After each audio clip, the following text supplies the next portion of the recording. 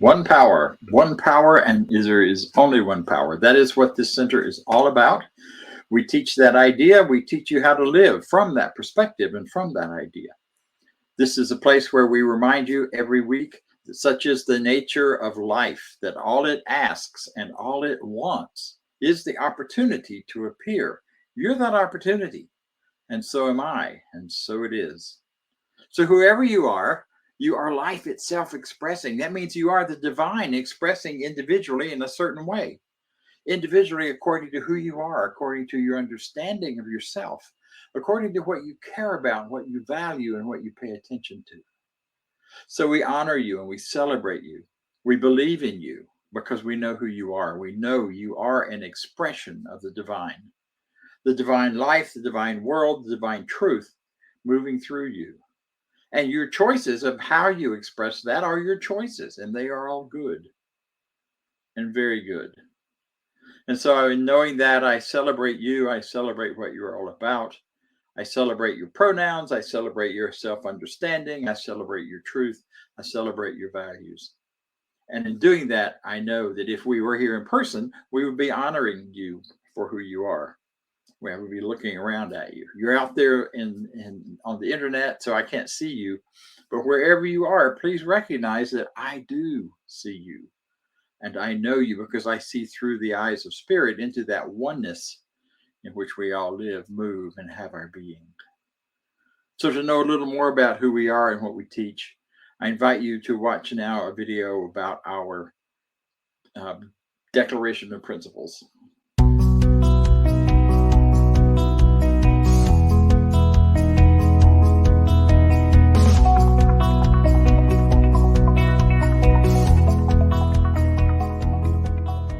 I believe in one God, one absolute power and first cause to all things. I believe that this power is perfect love and creates out of a desire to express love. I believe all thought is creative, and how I choose to think creates my personal experience. I believe in the unity of all life and the immortality of the individual soul, forever unfolding. I believe in the eternal goodness, the eternal goodness of God, the eternal loving kindness, and the eternal givingness of God to all. And so it is. And so it is. And so it is. I believe. That's one of the most important words you'll ever say or think. Because what you believe, what you really down in your heart believe, not what you say you believe for other people, but what you know in yourself that you believe, is that thing which will shape and direct and guide your life and has everything to do with what's showing back up in it and what's being brought to you and coming to you. So that was an exciting part of our Declaration of Principle. It is just one part of what we teach. We teach that declaration and more, and it's all can be found on our website, cslmidtown.org. And it's also incorporated into the Science of Mind, what we call the Science of Mind textbook, which is a book called The Science of Mind by Ernest Holmes, and which is the core of where many of our ideas in this teaching come from. So I invite you to take a look at that at some point. So as we move forward, I want you to have a chance to meet one of those people from that video. He is one of our practitioners. A practitioner is someone who who has learned how to use this teaching of oneness to shift and change their life, to manifest and demonstrate the life of their manifested dreams. You hear a lot about the law of attraction. Well, the law of attraction is a small part of this truth that we teach, this oneness idea. And that law allows folks and allows each of you to attract to you that which you desire. So Lee is one of our practitioners who has demonstrated for himself that he can change his life using these ideas. He's also demonstrated that he can do that for other people in working with you or with whomever you choose to work with in this practitioner core of ours. You have the opportunity to change the things in your life that you'd like to see different and like to see be more fully expressed and realized. So Lee is not only a practitioner in our center, he is also our board president, but right now he's wearing the practitioner hat. So, Lee, I invite you to speak and take it away. Thank you, Bob. Yes, I'll wear many hats and enjoy every bit of it. I'm actually going to be reading from the Science Mind textbook. And I also want to tell a story. Back in 2019, I stepped down from the board and disappeared for a little bit. I wanted to do some of my own traveling and things like that. And then 2020 hit and things sort of went crazy. But as part of 2020, in June of 2020, I was in a little retreat center in northern Arkansas, and they couldn't have any people, any groups there. So I had the whole place to myself. And better than that, although that was great, I was on the Buffalo National River.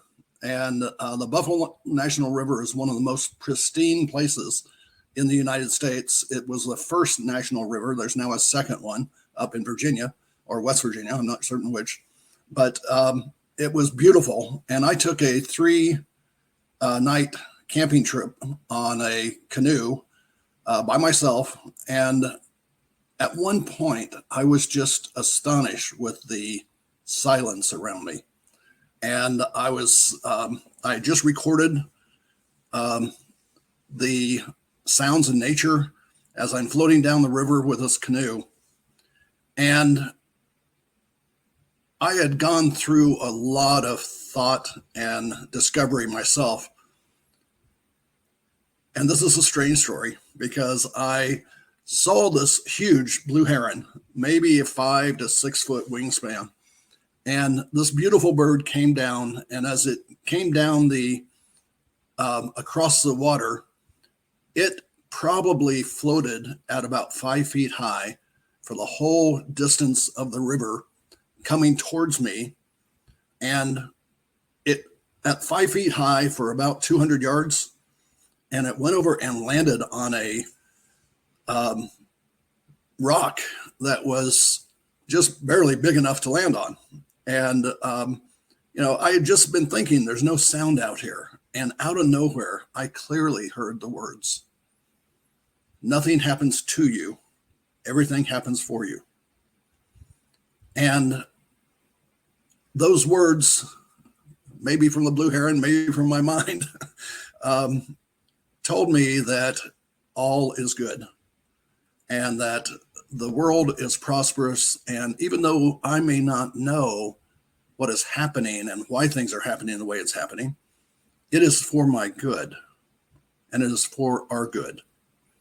So I leave that thought with you today as I read from the Science Mind textbook on the concept back in the back where they define all the words, the glossary. There's a definition of prosperity. And prosperity is the outpicturing of substance in our affairs. That's a strange way of saying it. But everything in the universe is for us. Nothing is against us. We must know that everywhere we go, we meet friends. We find love. We find human interest, and we find helpfulness. Life is ever giving of itself. We must receive, utilize, and extend the gift. We should pass it on. Success and prosperity are spiritual attributes belonging to all people, but not necessarily used by all people. I think that's important as we look at changes that go on in our lives, that we understand the concept of mental equivalence. And so mental equivalence is basically how we think about the world around us. And it's very important because all thought that we have is creative, and how we choose to think creates our personal experience. And on page 269 in the textbook, there's a line that says, "The law of mental equivalence must never be overlooked, for whatsoever a man soweth, that shall he also reap." So whatever we sow, we will reap. When we give, it returns back to us multiplied. When we speak, it returns back to us. And so it is a wonderful thing to know that we can think our way out of situations, and we can get a middle equivalence of where we want to be and where the universe wants us to be, because it will tell us, and then it will take us there. It will even go back in time and start working for us. So this teaching is quite amazing. And I want to invite all of you to stay tuned. We have a lot of good things coming up today and throughout the next few years. And one of the things that we have is the treatment, and Bob spoke of that. And so I would like to take us into a spiritual mind treatment. And to me, it's always been a fancy word for an affirmative prayer, a positive prayer, much like the Lord's Prayer and various other prayers that Jesus spoke. It is an outward statement. It's helping us to set our mental equivalence where it should be. So if you would, I'm going to speak this in my world, in my single voice to myself, because I'm treating my mind and I'm creating my thoughts. If what I say resonates with you, take it into yourself, think about it, and make it part of your life and part of your future. So that's how treatment works when practitioners and ministers work with the people that come to us and ask us for prayer. So let's relax a bit. Take a deep breath and just clear your mind and be ready for new things to come into your mind that will help you and will give you a construction of a mental picture of what your life will be. And know these things with me. I know that there is one God, one power, as the song says.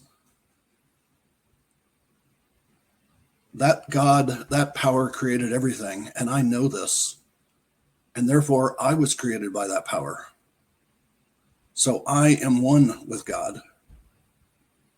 God created us out of itself because there was nothing else. So I am an extension of God.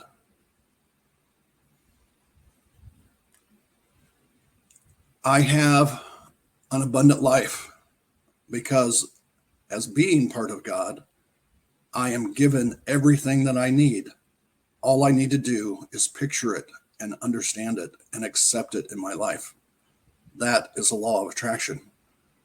I know that when I create a vision of a home that is peaceful, of people in my life that love me, of the abundance of love, of finance, of food, of all the things that I need, I know that those things are starting to form and manifest and fall in my way so that I can pick them up.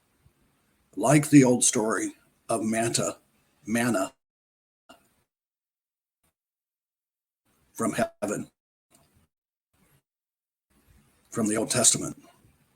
I know everything is in control, that God is in control of everything I need. I know that there are false facts out there that people will put up that will try to derail my mental equivalence, that will try to derail my thoughts, but I'm not going to listen to those. I'm going to listen to my truth. I'm going to listen to the truth that the one God is telling me to understand and to believe. So I put those aside and let other people believe those things. But I believe I have abundance. I believe that I have prosperity. I believe that all that I need is coming to me and more, so that I have what I need to give to the church, the center, and to other charities and to other people and to my children. I have more than enough. I know that I have enough wisdom because I'm a channel for wisdom and knowledge for those that need it, and the right words come to me at the right time. So I know all these things flow through me and are part of me because I am an extension of God. So I release these words knowing that my thought is powerful and creating a mental equivalence in my mind of a world that is a perfect place for me and those that I love. So I release these words now knowing that they all come to pass. And together we say, and so it is. Because you do deserve it. You deserve prosperity, you deserve peace, you deserve all of the goodness that life has to offer, all of the goodness that God has to offer. So we're using the G word a lot today, and I'm going to continue to do that, but I want to just do a quick word about that. The G word, God, is not talking about some guy in the sky who hands down blessings and curses and does all those terrible things and wonderful things that you may have heard about or read about or seen. It's not some personality or being that's just doling things out. No. The God we're talking about in this teaching, and the God we're talking about that Ernest Holmes talks about, is the power of life itself that is moving through all of us. It is that energy. It is that universal power that everyone is part of, that is the unifying factor in the universe. Everything came out of one and comes out of that one energy, that one power. That's the God we're talking about. And healing then is about returning ourselves and our awareness to the energy of the flow of that oneness. Because we are all created out of an intention, a desire to be certain, to be who we are, to be what we are. Not necessarily the specific details of it. There's no God in the sky with a plan for you, because there's no God in the sky. The God there is that is real is in your breath. It's in your next moment. It's in the right here and the right now. So when we talk about God, we're talking about that deeper inner awareness of the truth within you. That place you go when you take a deep breath and let it go and relax, and everything goes peaceful for a moment. Yeah, that's it. That's it. That sense of truth, that sense of knowing, that knowingness within you, that your intuition will tell you when you've stepped away from it or moved in a different direction. And if your intuition doesn't tell you, then the world outside will show you, because somehow things get interrupted. Healing is returning to that flow, returning to that truth, returning to this idea there's only one. And as Lee said so beautifully in his introduction, that everything that is part of the flow of that good. It is done for us, not to us. Even what looks like the most horrible kinds of things, sometimes they're there to simply let us see and know how far off track we may have gotten, or our families may have gotten, for those who are really, really small when those things happen then. But that's another whole talk, because right now what I want to talk about is this flow of money. Now, I know prosperity talks often are all about spirituality and other kinds of prosperity, of feeling good and all of that, and that's important. But right now I want to talk about cold hard cash. I want to talk about money. And my title today is Healing Your Money Woes. And I have about probably 15 more minutes here, maybe 20, to give you what you need in order to heal your money woes. And I believe that can be done. And I believe I can do it. I've done it before. People have healed their money woes by hearing these ideas and doing something different. Not just by hearing it, you got to take action as well. So I want to build this around 3 ideas that are absolutely necessary for you if you want to heal your money woes, if you have money woes and you want them healed. First of all, you got to stop some things, and then you've got to start some things, and then you've got to continue some things. So you're going to start, stop, and continue. And if you do this, I guarantee your money woes will heal. We've taught classes many years about prosperity and using these same ideas, and often with a guarantee that if you don't heal your money woes, if your money does not increase and you do all of these things, then we'll give you your money back for the class. And we've done that a time or two where someone just didn't have a change. And that's over 30 years of teaching this stuff. And maybe one or two. And when we really dug into it, neither of them had really done their work. And after the class, when they stopped doing what we suggested and the money slowed down, that's when they wanted theirs back. Interesting, huh? So here's how you heal your money woe. First of all, stop saying woe to money. Stop it. You say, well, I don't say woe to money. I'm looking for money all the time. Yeah, well, how about when a very nice, fancy, flashy car pulls out in front of you in traffic? What's your first thought? Is it, oh dear, they interrupted my drive? Or look at that big fancy car. What do they think? Who do they think they are? I know someone in my life who says if a car pulls out in front of them, it's probably an Audi. Now that's a resentment of the prosperity of the person owning that Audi and the ability to own that kind of car. And I have to admit, there was a time in my life when if a old beat up, run down, broken almost Chevrolet pulled out in front of me, I had a different reaction than when a bright, shiny, flashy, expensive car pulled out in front of me. I hate to admit that, but it was true. And I had to really take a look at that and say, so am I saying woe to money? I don't like flashy cars. I also don't like them pulling out in front of me, but that's a different story too. This is about saying no or woe to money. Stop it. Stop doing that. Belief in lack. We live in a world that tells us constantly there is so much good out here for you, but you can't have it. Sorry. Only the rich people can have it. So watch all these videos and learn everything you can about what rich people do to have money, because obviously you can't. And then it tells you all sorts of nonsense that may or may not be true. But the point here is we hear good, we know good, we believe in good, and then we believe even more in lack. There is great good for me, and I ought to have it. There is good for me, and I ought to have it. I believe that with every part of me. Immigrant Hopkins said that. That was one of her opening parts to her whole teaching from 2 centuries back. And so often we get pulled into that nonsense, that lie, that there isn't enough. There's not enough for me. I don't know the right people, don't know the right things, I'm too fat, I'm too strong, I'm too silly, I'm too little. All kinds of messages. And those messages just absolutely fill our brains, and they fill us because we have believed in the idea that there's a lack, that it is possible for there not to be. You know, the other one, the other woe money, is a belief that if you have money, you probably cheated to get it, or you did something dishonest, or you hurt other people. So having money means hurting other people.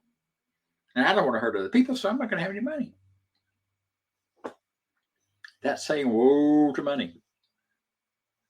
So as you think of your life, and as you look at all these things your life is living and doing and being, and you're thinking about your money, you're thinking about how it flows, you think about the bank or the IRS, or are these other big enemies to our income and money these days, at least according to many people. You know, I'm very grateful that I have a place to put mine that will handle it and keep it safe. All I got to do is either send an email or sign my name to transfer the value of it to some other place or other people. Wow, ain't that cool? That's a different picture than saying, oh, the banks are just out to get us.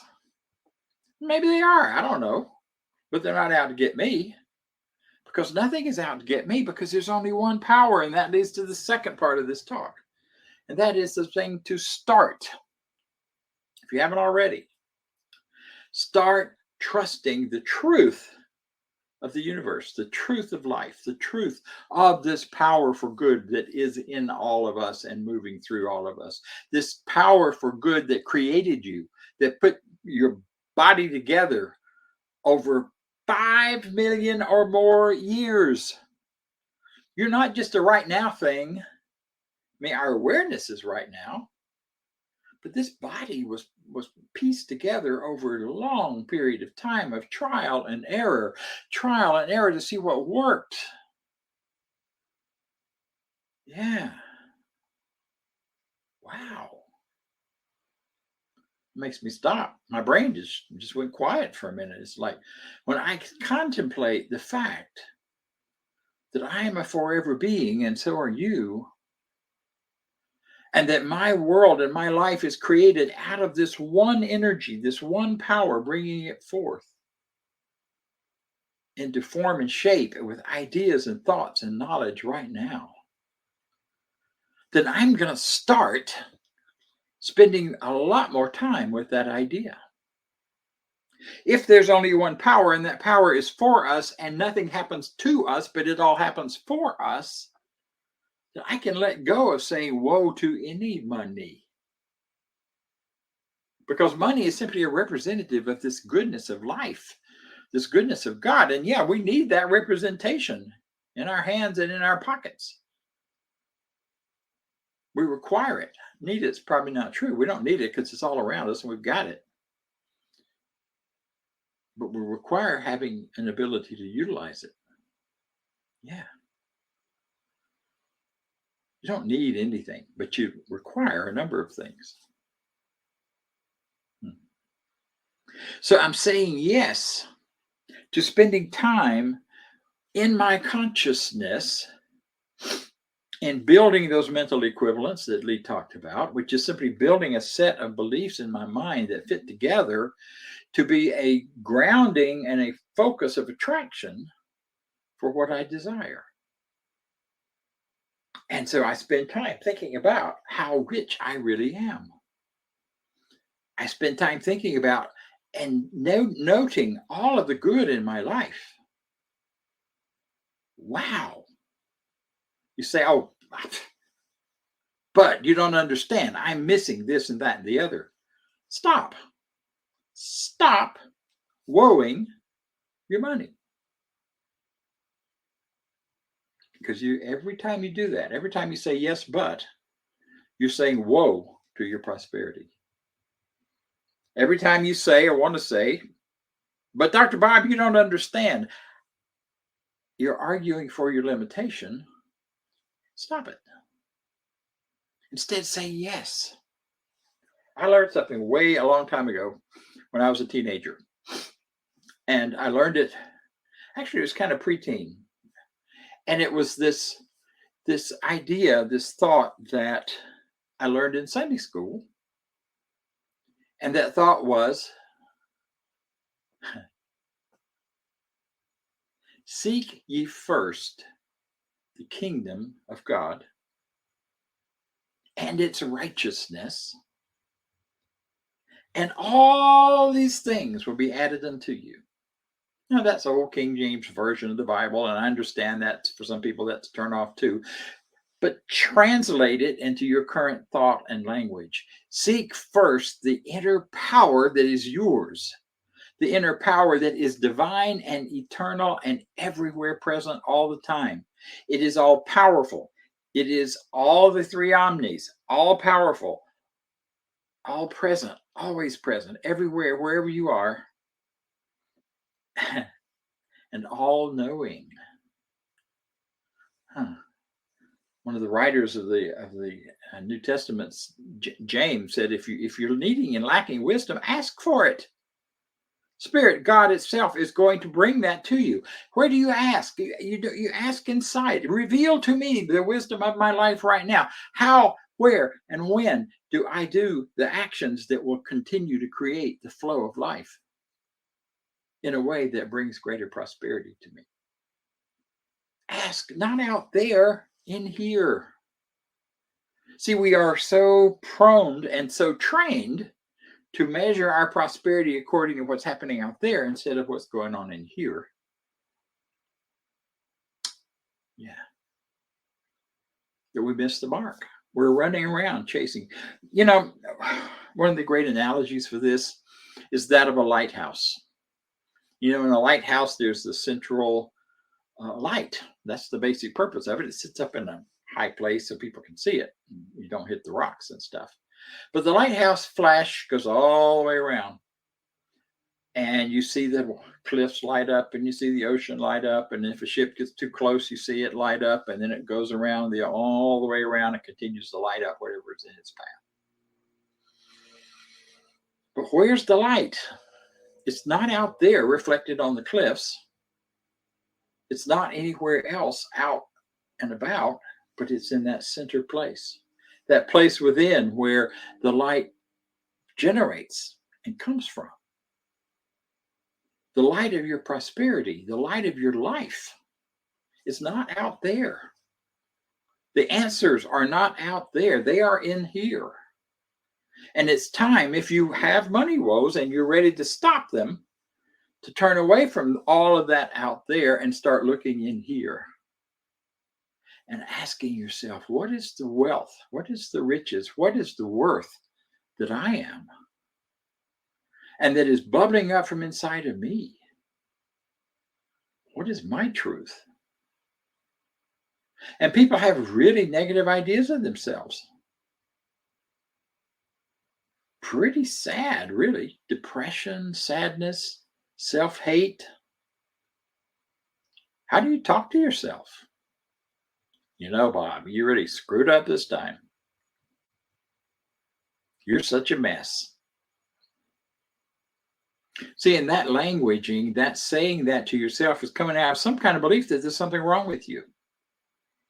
How could there be anything wrong with the divine spirit that's taken 5 million years to create you? Holy guacamole. Can't be anything wrong with that. It has been fined and refined and defined over many, many, many, many, many eons.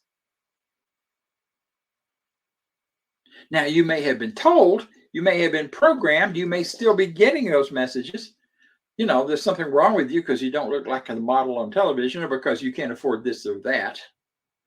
I've been obsessed with coffee lately, and I've been buying way too many different things to make coffee with, as if I would find the perfect one that would do it. And, you know, it was really sexy to have a Keurig a few years ago. Now it's not so sexy because it usually is, you know, it's filling up the landfills with all this garbage. But so now the new drip thing is the thing. And then there's this and there's that. There's always been something new and different. And if I'm not careful, I can spend a lot of money on those things. And what am I really trying to do? I'm really trying to get that experience that comes for me with a really good cup of coffee. That experience, that feeling of peace and harmony and goodness. What great goodness I feel. But the goodness isn't in the coffee, and it's not in whichever machine I happen to buy to make it. That feeling of goodness, that feeling of light, that feeling of joy even is right here inside of me. I'm the one creating that feeling. I am the light at the center of that lighthouse. And I get to choose where I'm shining my light. Now, that wherever I'm shining it is not where the light exists. The light exists in me. But where I shine it is what I'm going to draw to me, because I'm going to be able to see it more clearly. So if I'm shining that light in me towards greater good, prosperity, riches, gratitude for so much that I have, gratitude for experiences, gratitude for life, gratitude for things you can see over my shoulder, gratitude for books. Man, I love books because they're full of wonderful ideas and connect me with so many people that I would never have a chance to meet. Gratitude. I shine my light on that and I feel pretty darn good. I shine my light on all the books I haven't bought yet or read yet, or what's wrong with me that I'm not as smart as so-and-so, or why don't I have this, or I share or shine my light on what I think other people have that I don't. You know, we have a saying in recovery that that most of our challenge inside comes from comparing our insides to other people's outsides, as if the outside story tells the whole story. No, it doesn't. It tells part of it. But my insides, oh my gosh. In those moments where I can be centered and grounded and know that I know that God is all there is, and it is all powerful right here in my presence, that I am in it, and all knowledge is available to me. Wow. Huh.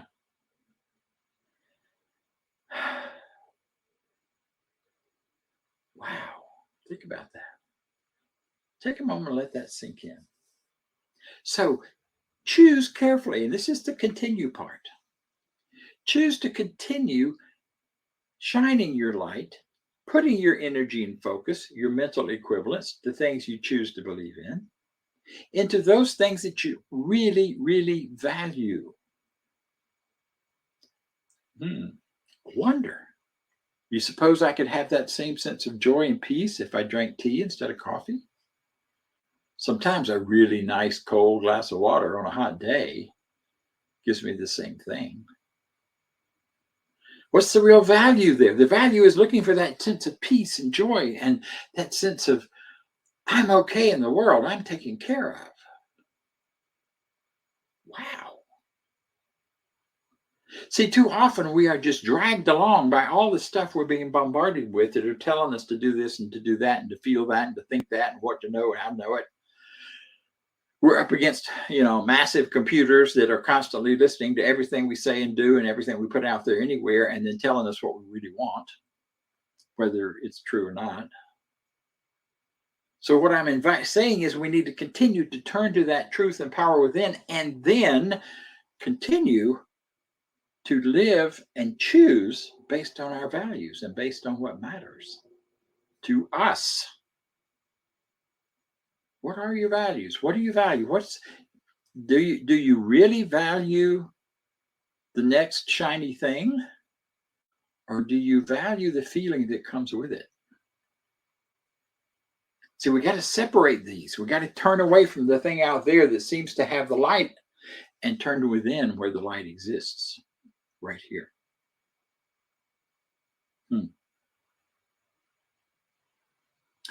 One quick and simple way to begin to get a look at that and see how it is affecting your money is make a list of those values, where it really matters.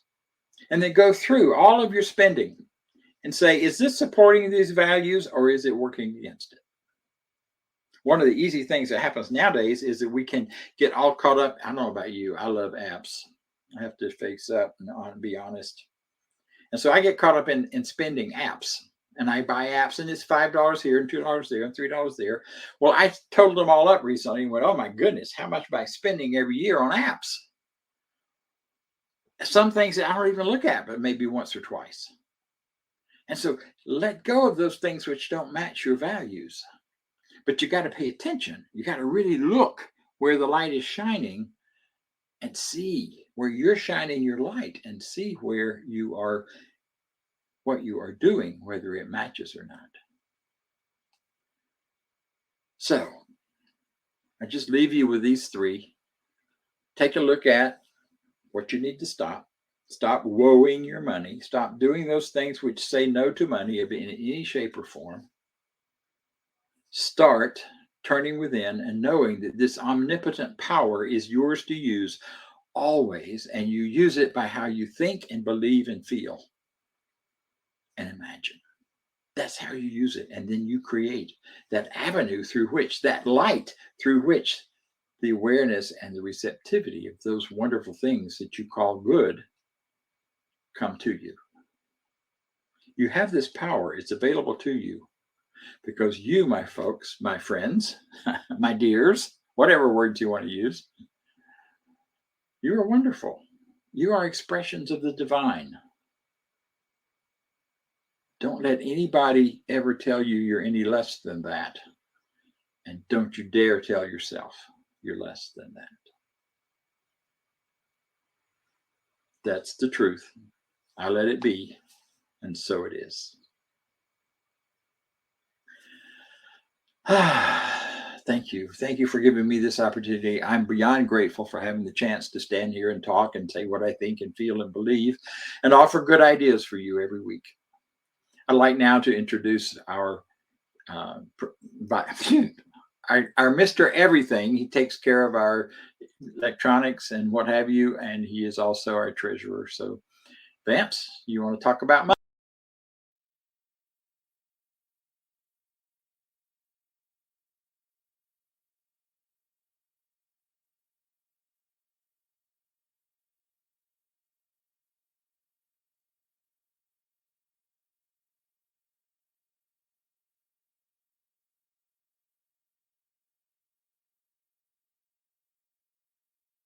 And so you got to unmute yourself.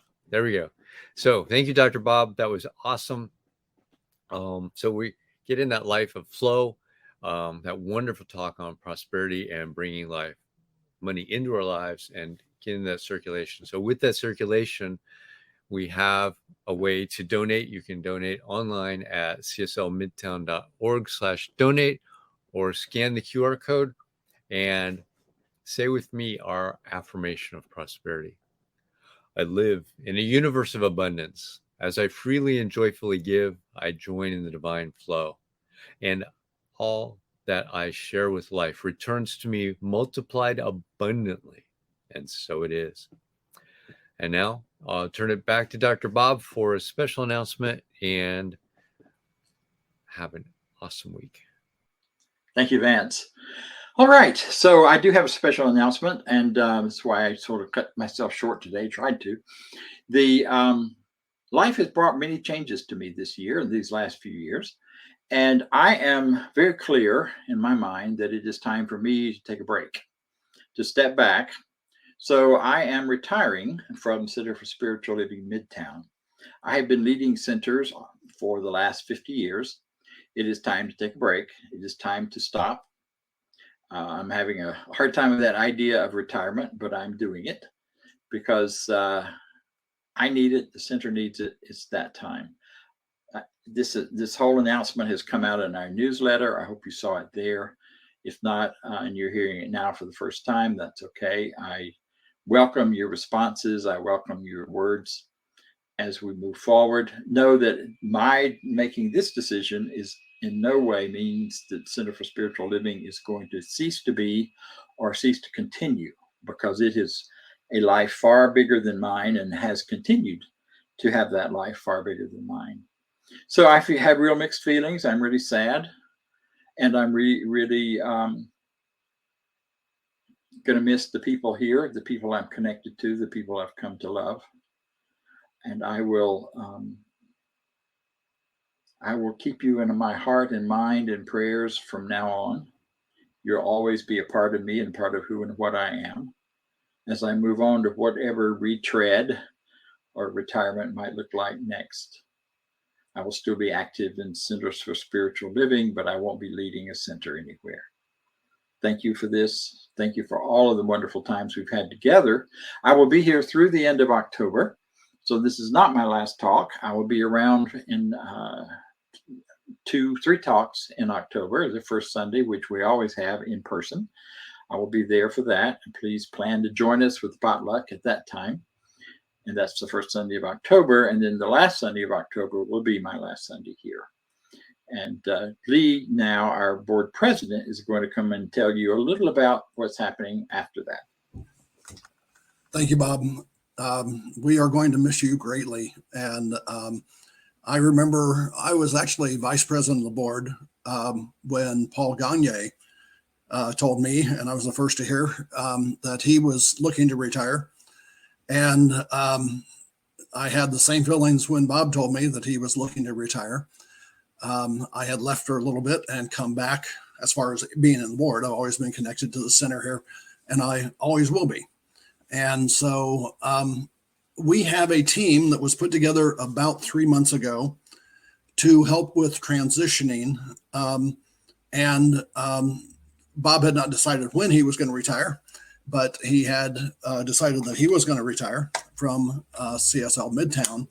And what we have done is this team actually has a detailed plan on how we are going to keep the services going, keep the center running, keep things going.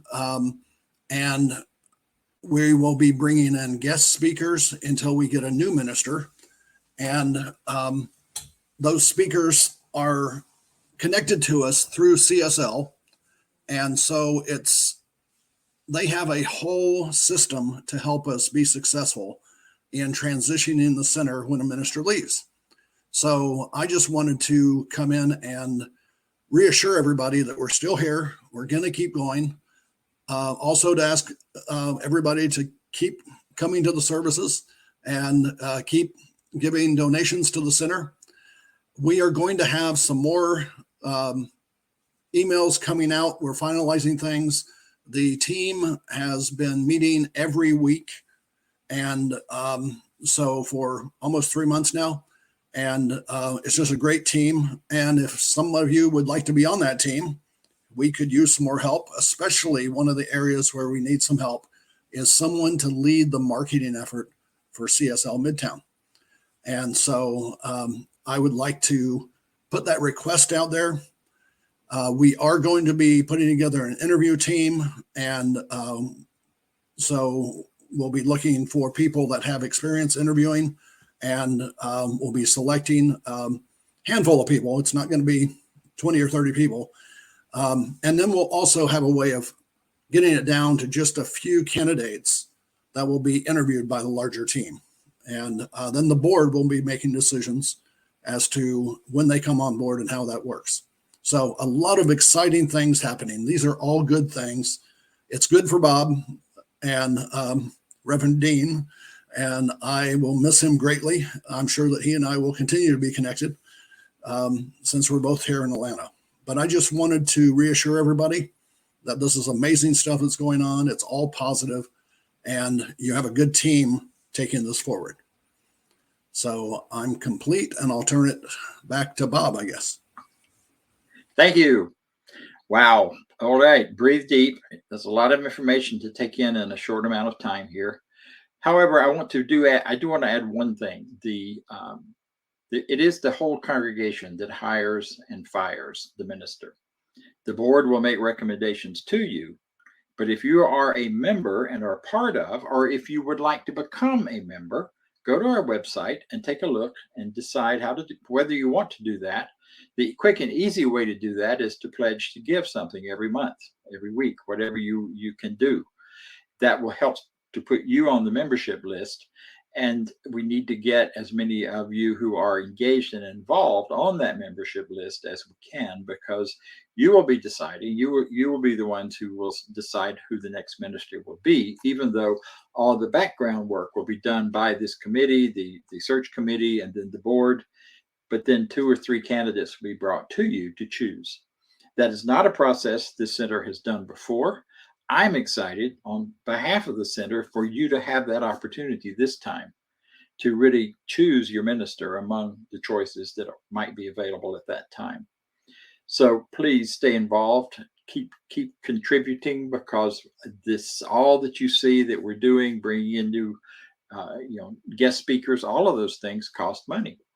And there's a great flow going on. Now, I failed to even talk about the other part of that whole flow, because I talked about the money coming in.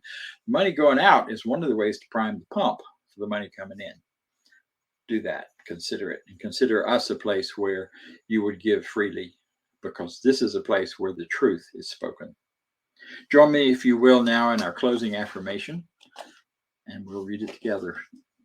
I leave this place now knowing something better than I knew before. I go forth into the world with a heart full of love and a mind full of good sense. I look at the world in a greater way, knowing that I have within me everything I need to create the life I desire. I give thanks for this understanding, and I am grateful for the spirit of life that lives through me. And so it is. See you next time.